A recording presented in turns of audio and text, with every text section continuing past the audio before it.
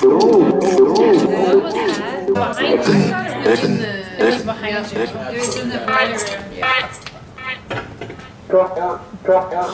Was that you? We just heard a knock in here. Can you tell us if that was you? Oh my gosh, Jesus. What is going on? James is not going in the boiler room. No, he is not going to go in there. I'm not going in the boiler room. James asked if they wanted him to. I'm starting to get that same feeling. We found some research about the boiler room and how it was used for punishment back then from the principal of the school on the children. There's still a lot to uncover here,